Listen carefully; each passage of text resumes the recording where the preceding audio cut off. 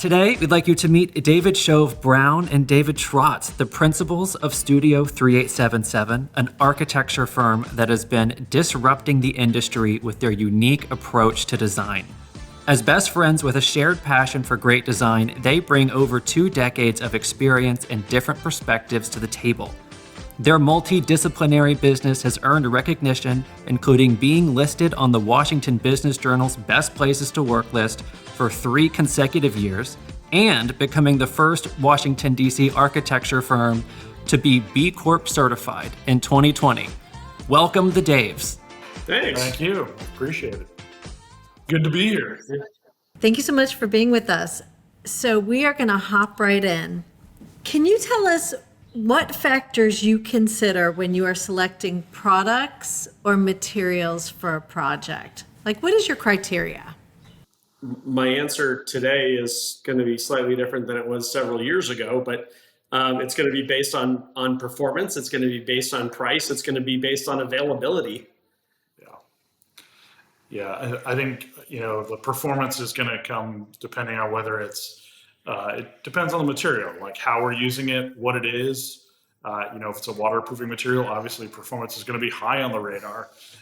If it's a decorative material, maybe performance and look might be more balanced requirements.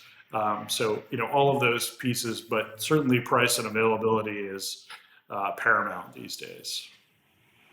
So what frustrates you when you're dealing with building material companies? I know that supply chain issues aren't something that everyone has control over, obviously, given the pandemic. But, what do they do that frustrates you? How could they improve the way they sell to architects? I think just being realistic about the timeline. Exactly what I was going to say.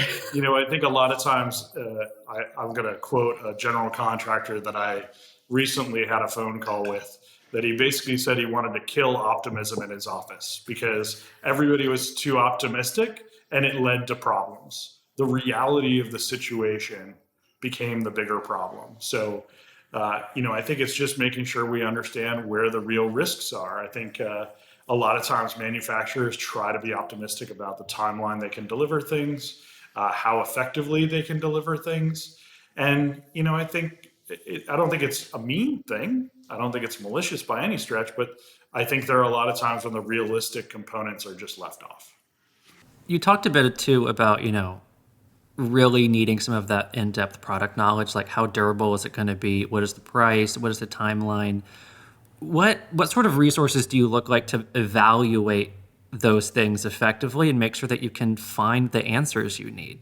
Let me clarify what we use now or what we'd like to see our team use. Those are different things. Give me both. What does a perfect world look like for you? Well, a perfect world is having product reps for manufacturers that know the products well enough to talk about performance, to talk about availability, but also to correct us and say, maybe this material isn't the one that you're wanting for this application or for this use. And quite frankly, like Dave said, just be honest with the whole situation and say, look, you're not going to, this isn't available for the next number of months, or this price point is too high, or, the challenge is that over the last several years, a lot of product reps have switched companies. It's been like a 2-step where everybody sort of rotated one company to the left. And so we're not always sure exactly who the product rep is. And in some cases, they're not as in-depthly connected to the product. So by default, we end up spending too much time on the internet. While websites might have the right information, the amount of time that it takes to just dig through and get to a performance spec or lighting calculations or anything like that it's just quite frankly a waste of time if you've got a great rep that you can pick up the phone and go, hey, here's what I need. This is what what we're looking at. Help me. I'd also say trying to understand the market and costs. I think a lot of times manufacturers offer some range of this is what it costs to purchase and deliver a material. But the reality is we have to deal with that product installed. And, I think there's a big disconnect a lot of times. We were recently working on an office building conversion to a residential, and the products that were selected for the exterior, when we met with the manufacturer, the rep was very descriptive of how much the cost of the material was. But when we got to the general contractor, that price doubled because the reality of the installation was that it was 2 times what the product was. And it just made for a little bit of a disconnect because we're presenting a product at a value, only to find out later that from the GC that it's really 2, maybe 2.5 times that for the installation cost. So, I think that's a tough thing for them to follow because they don't know all the ins and outs of the subcontractor market. But, knowing a little bit more would be helpful. So in that case, do you find there are instances where having, uninformed or, reps that are simply just not up to date on all the most recent product specs or not as fluent in the product itself? Do you think, does that ever make or break a spec for you? I'm sure it would. If it, or worst, it gets to the end of the project and it's been specified and we find out later that it doesn't do quite what it was supposed to do in some places. That could be a challenge for sure. Well, and it's not necessarily something where you need the information immediately. Having a rep that simply says, I'll find out for you and get back to you is great. And reps they're salespeople. So the idea is to make the sale. And so, unfortunately, there are instances when the sale is more important than the long term, which is definitely a bummer. But, the long term, the reps that we've known for a long time and have been really supportive are the ones that correct us and say, it looks like it's going to do, what you want it to do, but there's another material that's a better material or something that's going to perform on a better scale than what you're looking at. And for us, that's incredible. That's saves us a lot of pain in the long run. Yeah. When you were speaking earlier about that there's a lot of information online and you don't have the time to dig through it, I'm wondering about kind of the generational divide that we're seeing in firms. So those who would rather reach out to a rep and then those who want to find everything online. Are your younger teams feeling like they should have access to everything online? Are they able to get things without contacting reps? How long is this call? I think if you put it on Instagram, they'd all find it instantaneously. I think it's a delicate balance. I think there's a lot of conversation in our office about using a phone as a phone. And whether that will help them or not. Personally, that's something that I feel comfortable doing, but I don't know that all of our staff always feel comfortable doing. So it is a little bit of a divide in that sense. Yeah, I mean, you have to look at it, and we could dive into the sociology of it, but you have to look at, the younger generation that we've hired have never not known the internet. And the internet's always been a source of information. And so the natural, for us, we're looking in the Encyclopedia Britannica for, information on Lumen level. But, for our younger generation, the automatic response is to start on the internet and start to dig through web pages and things. While we came from a time when you called the rep or you called the manufacturer immediately because that, we remember Suites catalogs, to get in and try to find that information. So yes, it's a generational thing, but it's not such a generational thing that it's, you're too lazy or too scared to pick up the phone. It's just how the information's been available their entire lives. So, it becomes sort of second nature to go, I'll just get online and I'll find it. The problem stems from how deep the information is buried in a website, where great, if you go to the website and the Lumen levels are right up, on the first page, fantastic. When I watch you go and surf for 30 minutes trying to dig through and find that information, then you go, okay, well, you could have saved yourself 25 minutes by calling somebody. Right. You mentioned earlier Instagram. Do you find that some of your younger employees are really looking on Instagram and using that as a resource to find ideas and inspiration in products?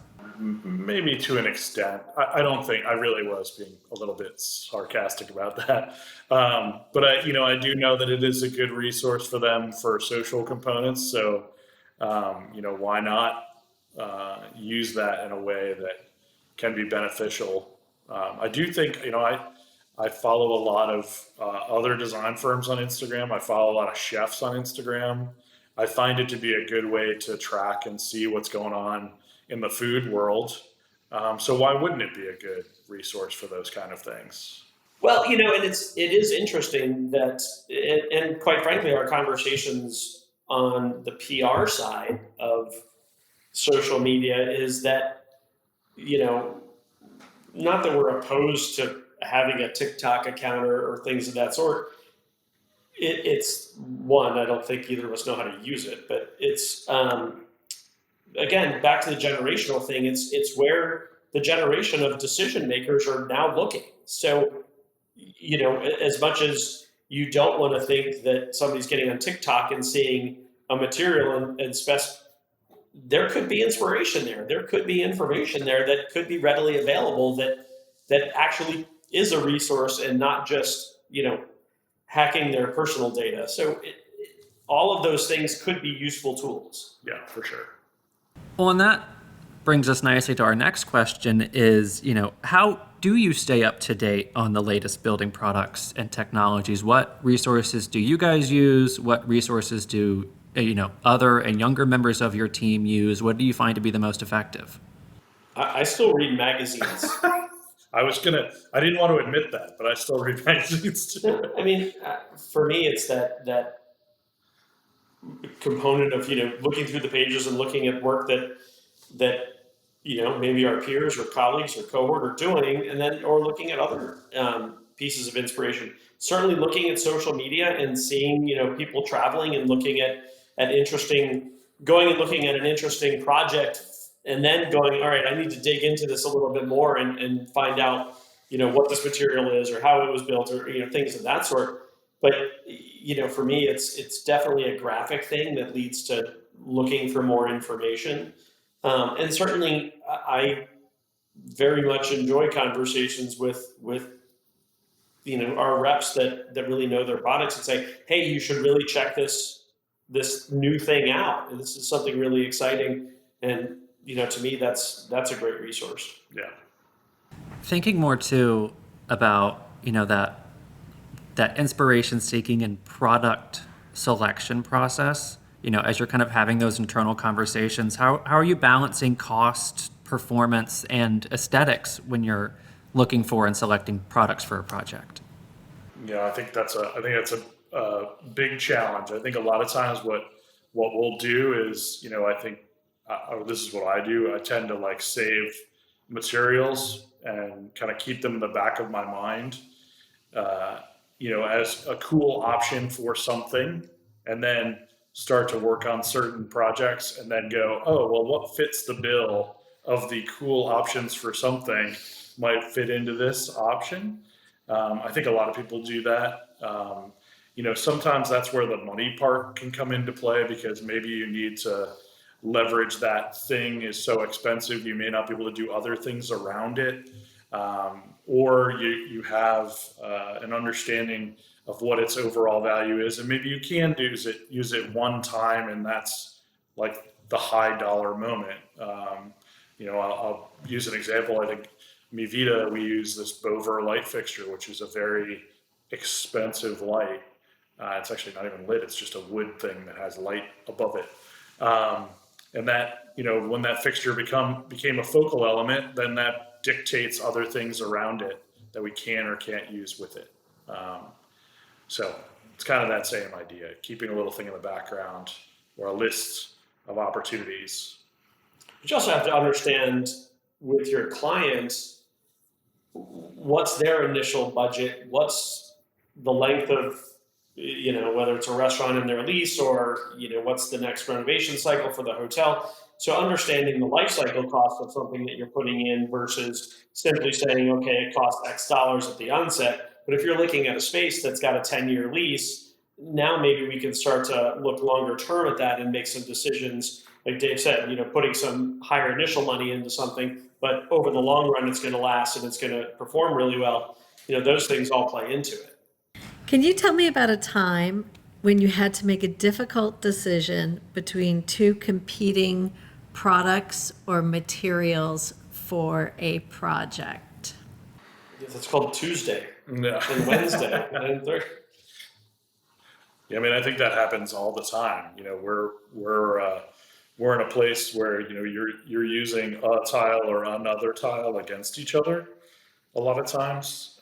Maybe it's not necessarily differing products that are used for different things, but a lot of times it's tiles are great comparison, or fabrics are great comparisons, because that they have the same or similar performance, and maybe you just need a certain colorway for a certain thing. And I'd say it probably starts with they both have to have the durability and maybe some specific requirements around performance, and then both products need to have a certain look or feel to them, and then potentially the next step might be which one is less expensive, and then it might be which one can get to the site soonest. Yeah. That's kind of how that process might go. And it may be that then we get to the bottom and we go, 18 weeks. All right, let's go back. Is the next product option more expensive, but it can get there in 10 weeks? Maybe suddenly that becomes a higher priority scenario. In some cases, it happens where I was in a meeting this morning where you're looking at one material and the lead time is such that it's not viable. And rather than sort of go in circles of us going and saying, here's the next choice, we're simply going to the subcontractor going, okay, what can you get? What do you have in a certain price point from certain, tell us so that we can at least narrow it down from there, versus just spinning our wheels based on, going back to the library or calling reps again and getting samples again. Like, let's just, cut out the middleman. Yeah. And arguably that kind of just kicks the can back to the subcontractor, who kicks the can back to the rep anyway. Yeah. In the grand scheme of things. Just maybe a different rep. So does that apply to something that maybe isn't seen, when there's not an aesthetic component to it? I'm thinking something in the building envelope, some kind of hidden product. Is that just go on performance, or does it still fall into all of that criteria of time, availability? Yeah, I mean, I think performance is always the baseline, right? Especially for a building material. If it has to be weatherproof in some way, waterproof, vaporproof in some way, performance is first and foremost, because nobody likes to get sued. But then, the next step is going to be, I think cost probably is going to have a component of it, and availability, because again, construction projects have a set schedule, and if it doesn't get to that job site in that time frame, how do we adjust accordingly? And likely, if it's a building product like that, where it's so specific and it needs to be a part of the building envelope, there is a sequence of events that it needs to slip into, or it's not going to be in the project. Thinking about that, talking about selecting on durability, time, those kind of parameters, is sustainability a consideration for you at all when comparing products together? Absolutely. I mean, it's for us, it's sort of inherent in some of the selection process that, as part of B Corp and part of who we are, you're looking for a material that's going to do good. And, that certainly plays into some of the selection process. And if you can get a product that's got a sustainability, and this goes back to the rep thing, telling me that, this carpet is environmentally friendly. It's carpet. It's not environmentally friendly. Understanding what about a material or what about a product is sustainable is really important, so that we can weigh that value, understand the benefit of putting that thing in. Yeah, for sure. I think it goes back to the performance piece. So sustainability is a part of performance now. Yeah. Yeah, and not just, I joke about carpet, but understanding of, what it is now and what it could be. I think there was a period of time when the world was going to be paved with park benches because that's what everything was getting made into. Understanding what it could be as a sort of next life material is really important. Very interesting. So once you've specified a product for a project, have you ever then had to, change that specification mid-project? And what does that look like, and why might that happen?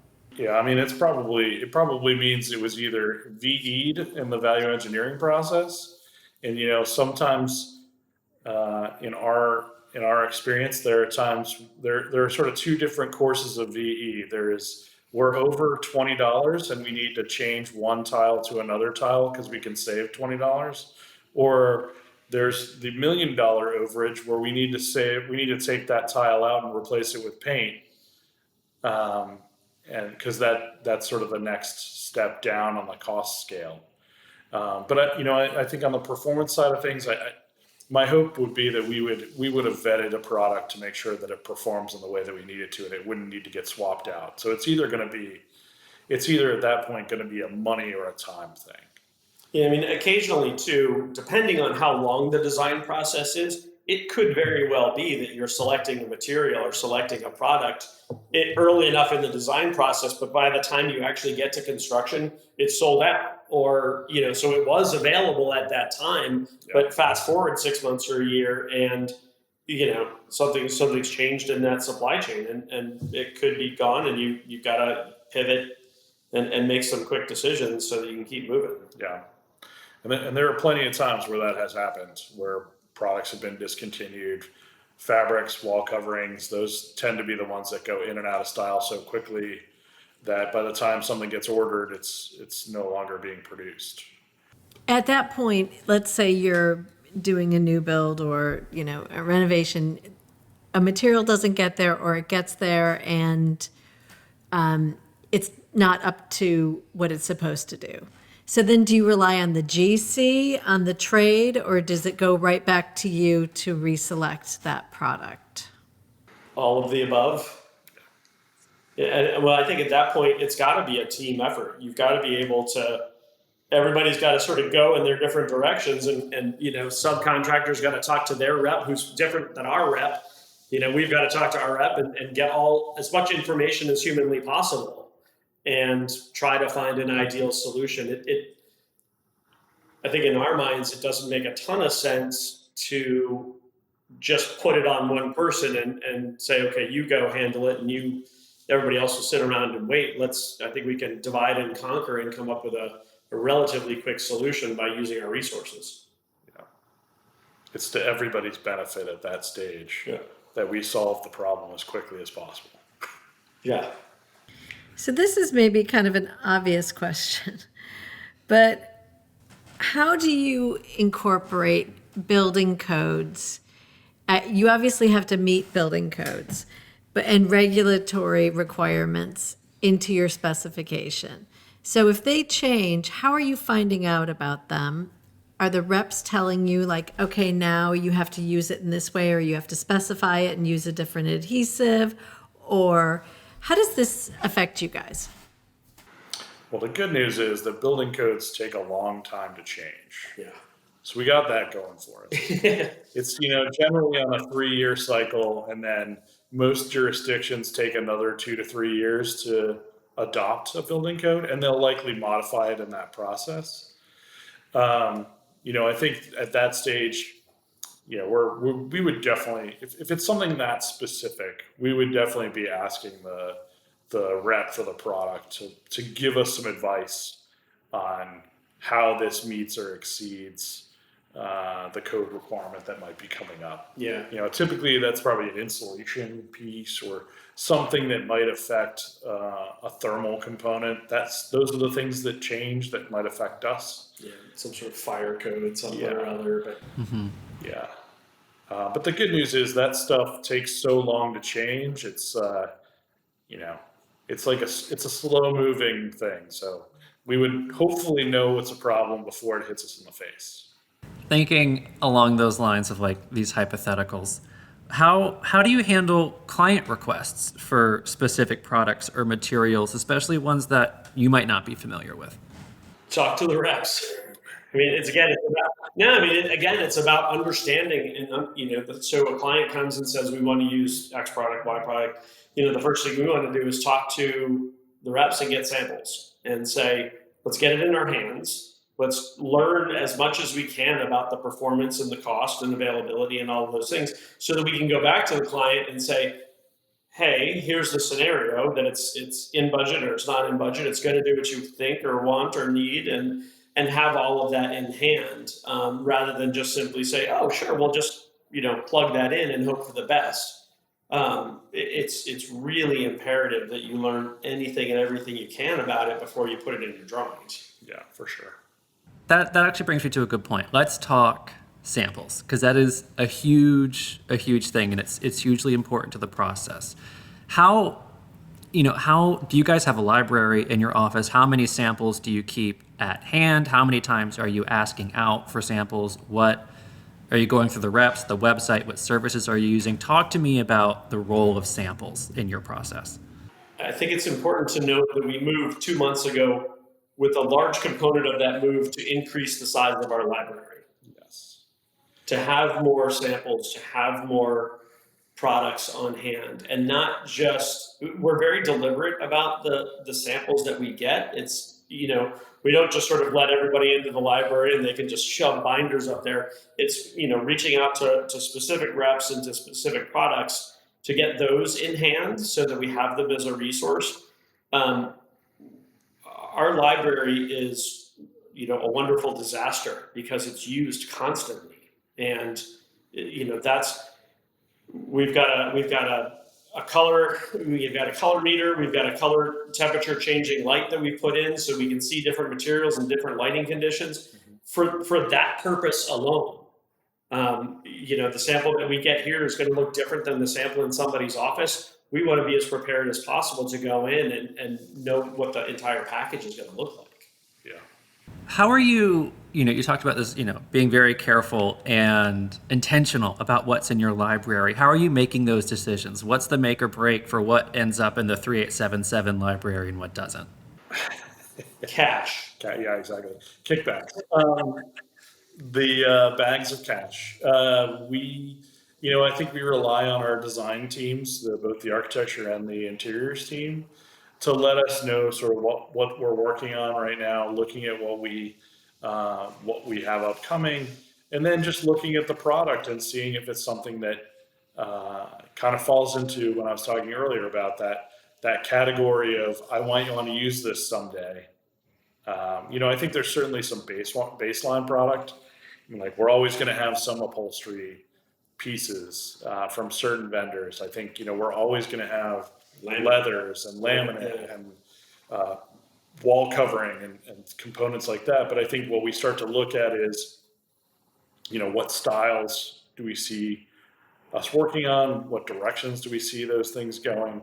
And then it's a matter of just filtering a little bit through it. And utilizing what we can in those instances, and then using, there are two, major design shows on either ends of the year, and we leverage those for times where we want to see something new, or we also have product reps coming in the office 2 to 3 days a week to show us the new exciting shining thing. And I think we leverage a lot of distribution, like Material Bank.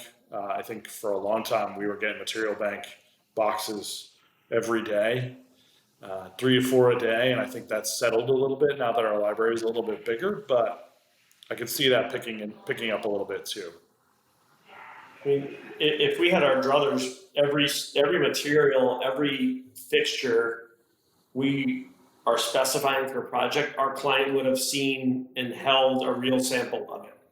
A real sample of the light fixture, a real sample of the faucet, or all of those things, because it's you want to get it in front of people to understand this is what it looks like, this is how it performs, this is does it do what you want it to do and look the way that you want it to look? Right. So we are all for samples. Interesting. Do your design teams go on websites and request samples in lieu of reps? Or are you always getting it through a rep or through something like Material Bank or Swatchbox? I don't know that we've used Swatchbox. But I think that where they can, if they know the rep in the area and they're comfortable with them, they'll call the rep first, I think. Now, if you had asked me that question a year ago, I'd say they'd go to Material Bank in a second. But we've been trying to make a big effort to let more and more reps into the office. So I think that's made a big difference in just familiarity. And to Dave's point earlier, their reps, everybody's kind of done a little bit of a shuffle. So it's just sometimes you got to figure out who's where. We're lucky that our office is in an area of town that there's, a dozen other firms within, 5 or 6 blocks. So for a rep, it's great. They're happy to bring down a sample to you the next day because they can also hit 3 other firms or 4 other firms. And so, you could have as quick, if not quicker, service and delivery than by using, a website or a Material Bank, some cases, just based on what a rep has on hand. Yeah, for sure. You mentioned too earlier the 2 kind of big trade shows that you guys are looking at. Are there any other shows that you keep an eye on? And can you tell us what those are, the 2 trade shows you like to go to? Well, actually, I'm going to jump in immediately. I think for us, yes, the trade shows are important, but we also do some of the smaller events, some of the like Resource and BD Match, and some of those sort of speed dating kind of things where, one of our team can go and bounce around and meet, 24 manufacturers and see product in a 2-day period. That for us could be, depending on who the manufacturer, almost better than some of the trade shows because of that, 15 or 20 minute one-on-one time, being able to actually establish a relationship and go, okay, now I know who I'm calling, and it's not just a 1-800 number. I know I've established that rapport. Yeah. Are your clients asking you to shorten time spans and reduce waste? So did they come to you with something like, can we build it in a more modular way? Can we do some off-site construction? How do they talk to you about this? I mean, I think we're actually talking to a residential client that was looking to do a series of off-site construction components. But, all of that I think is, it's more about trying to save time to make more money. And I think in the grander scheme of things, that's what it's really coming back to it's how do I get a better product, supposedly better product in a shorter period of time at a lesser cost. And we'll see how this pans out. We're just talking to this person for the first time, and I think we've done one other project. Yeah, we've done modular construction before, but I mean, certainly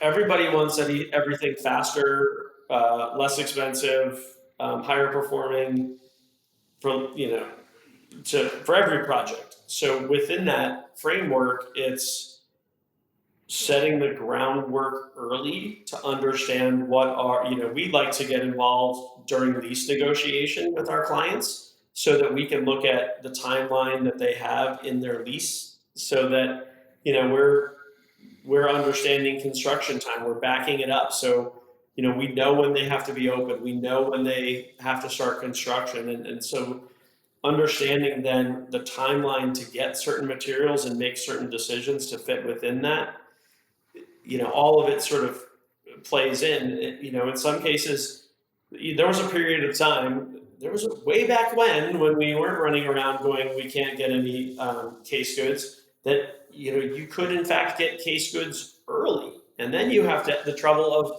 where do you store them? What is that like as a component? And so making sure you've got the right timing of things. Getting something faster doesn't mean it's going to get installed any sooner. It may mean that it's sitting somewhere waiting to get damaged. So all of that plays into the entire construction process. That's really interesting and something I don't think that gets discussed much. In terms of this kind of trying to streamline the way that we design and build and be more efficient and be more sustainable, a lot of people are arcing to use design builds because they feel it's very integrated. They feel like the architect has as much skin in the game as to how it's actually constructed and the budget, and remaining really true to that design intent all the way down to the last detail, and not being kind of like, see, here's your plan, see you later.